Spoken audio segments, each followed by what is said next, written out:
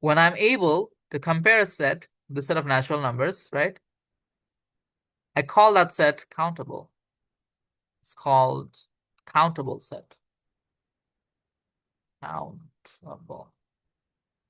The reason for calling it countable only when I'm forming a bijection with a set of natural numbers is because that is how we naturally count. Whenever we try to count anything in real life, we are using natural numbers to count them, as I've explained. So it is as simple as that. However, if I'm not able to form a bijection with a set of natural numbers, in that case, we say that it is uncountable. However, we might be able to form bijections with different sets. We could do that. We could compare it with a different set, but it would still be uncountable because we couldn't compare it with a set of natural numbers, right? So what I want to explain now is a few facts about rational numbers. So if I had a number with finite number of decimal places, we are sure that it would be a rational number, as in we are sure that I could write it as a ratio of integers, as a ratio of whole numbers. So why can I do that? So for example, I have a number with, let's say, some number of decimal places, right? It has as many number of decimal places, but a finite number.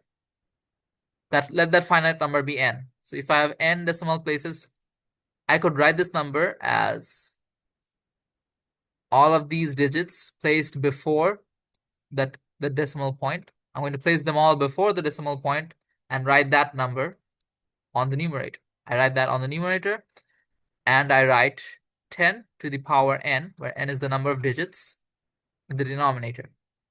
It may sound like mumbo jumbo, so here's an example. Consider the number 0.256 is the same as the number 256 divided by 1000, where what I just counted that there are 3 digits, right? So I realized that, well, all I need to do is I need 256 and I need to divide it with 10 to the power 3. That's all we need to do. And you can try this out for any decimal number with finite number of digits. You can try it out with any such number and you will be able to write it as a fraction like this. Any such number. Right. And then what about numbers with infinite decimal places, but they have a fixed repeating pattern? So what do I mean when I say this? Well, consider the number 1 by 3. Well, clearly it's a ratio of integers, so it's rational, but it has an infinite number of decimal places. It's just 3 and 3 and 3. This keeps repeating forever. So to represent a fixed repeating pattern, we use this symbol. We place a bar above the part that keeps repeating, and we understand that this bar over here means we have 3 repeating forever after the decimal point. Similarly, if I had the number 7 by 11, you can check this out in your calculator. It is the number that is given by 6, 3, repeating forever after the decimal point. So we write it with a 0 decimal point, 6, 3, and a bar above 6, 3 to mean that this is the part that continues to repeat forever.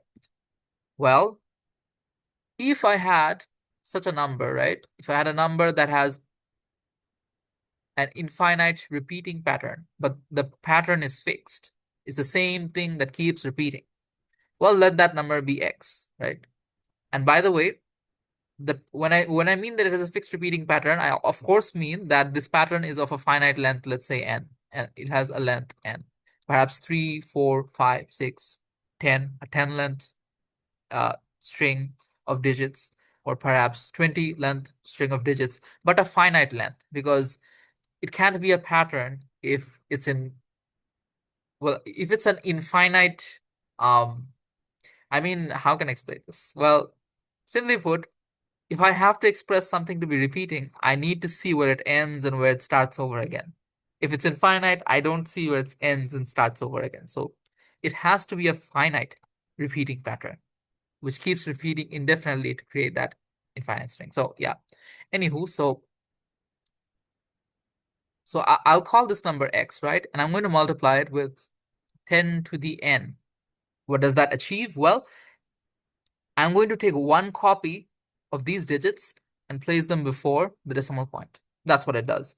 It repeats forever. I know that. You know that as well. It repeats forever, but multiplying it with 10 to the n just brings one copy of that repeating portion in front of the decimal point.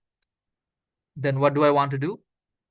I want to subtract x from this number, 10 to the n minus x, and I have this. So what I just did is I removed the portion after the decimal point. The number x only had a portion after the decimal point.